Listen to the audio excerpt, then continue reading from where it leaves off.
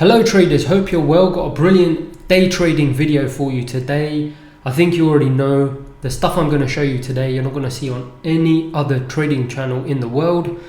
So really excited to get started. Let's just get straight on with it. So basically we're going to do what we always do. We're going to have a look at kind of the last week.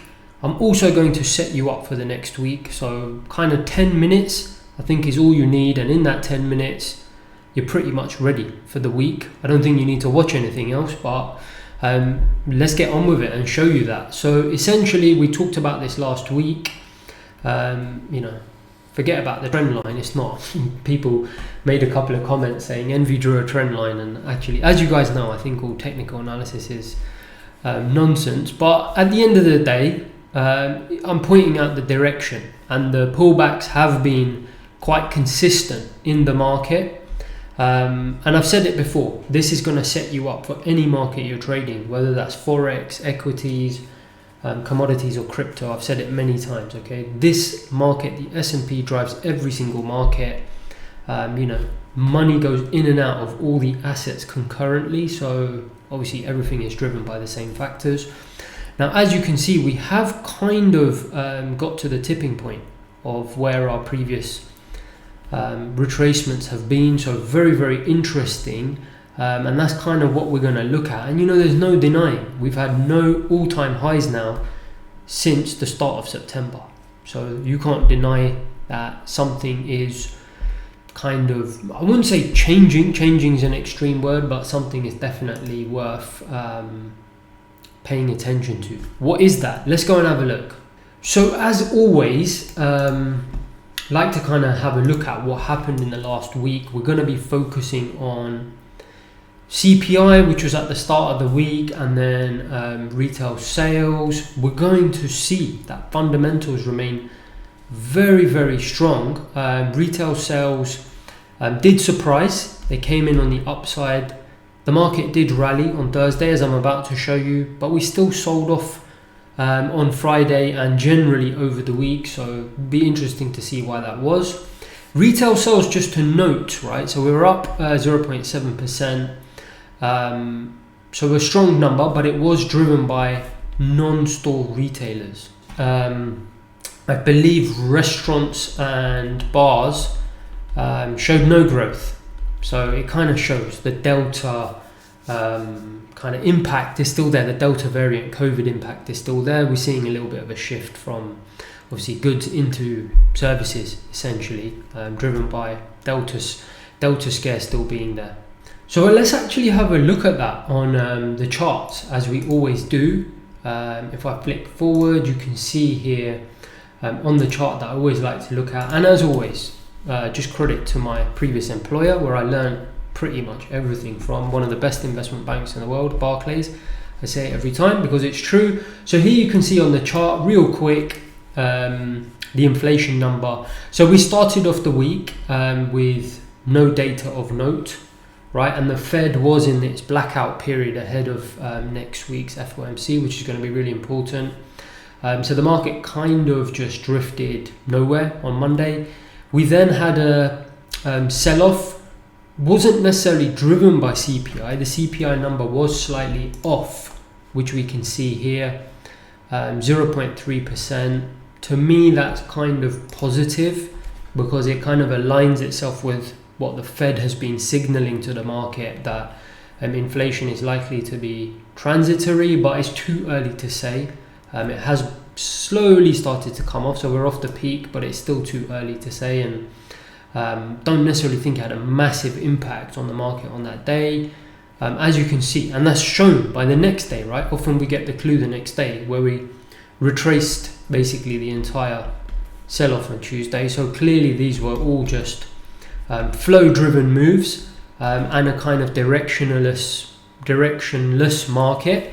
And then coming into retail sales, which we just spoke about, which undoubtedly was a strong number, even though it was as I said, driven by non-store retailers rather than restaurants and bars and the kind of things that you'd want to see growing. But nevertheless, it was a strong number, and obviously that did push the market up. And then we sold off fairly aggressively, almost down 1% on the Friday. So a big sell-off on the Friday. And really that's what we're going to look at. Now, before we do that, I do want to just put the week into perspective, okay, and just mention we're still only off 2.29%, okay, last week. So we've had 2 weekly declines.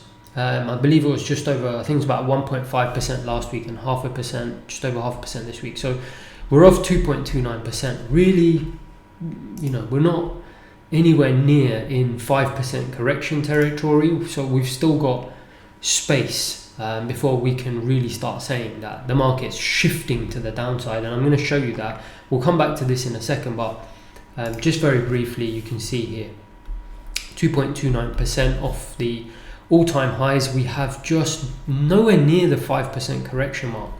Will we get there this month? Who knows? And that's what we're going to talk about now, just for a few minutes. Now, before we do that, let's just basically quickly recap on the fundamentals. The sell-off has not been driven by fundamentals, in my opinion. Let's just have a quick kind of recap of the major data points, right? So the things that typically give us big clues and correlations with shifts in the economy, GDP, recessions and booms and so on. Employment. So this is all since the end of the recent recession, right? In 2020, we can see everything is positive. Employment, yeah, the rate of growth slowed down. We know that payrolls number and all of that was a little bit weak last month. This is August, of course, but remains very strong, right? Industrial production, positive. Retail sales, which we just saw here, okay, starting to uptick again. And real income, the number comes out I think next week, or basically the end of the month, and okay, it's been lagging the most out of kind of the major indicators: employment, industrial production, retail sales. Real income has been lagging, but it's still positive, okay? So we'll obviously see, it's been affected by obviously high inflation rates and other consumer driven factors.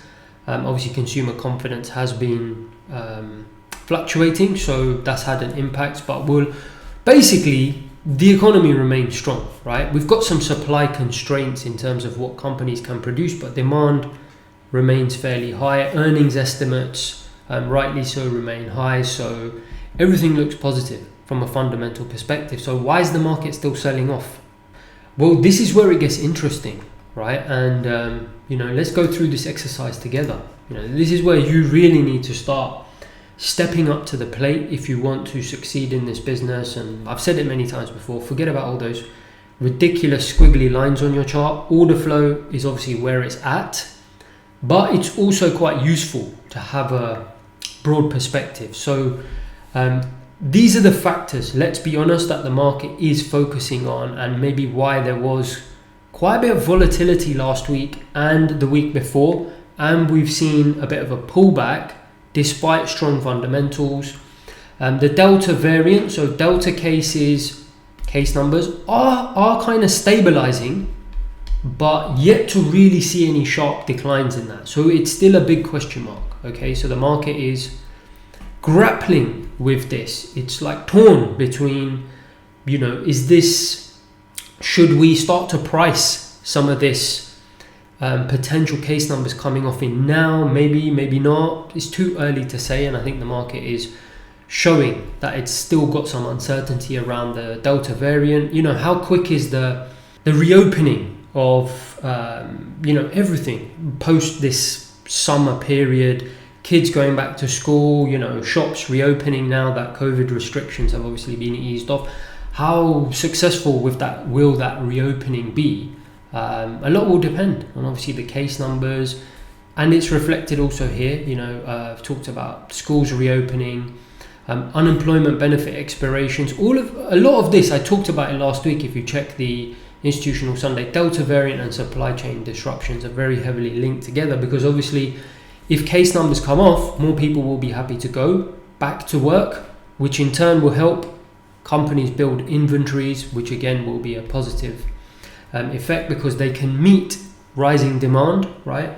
But again, we don't know how quickly is that going to happen. Can you see we've got this crucial period now going into October, November.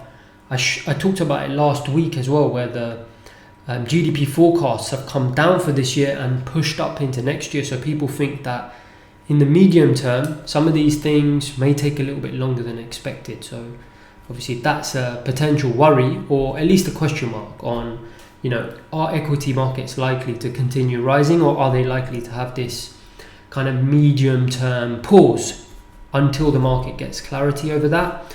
Fed tapering, right? We've got the FOMC next week.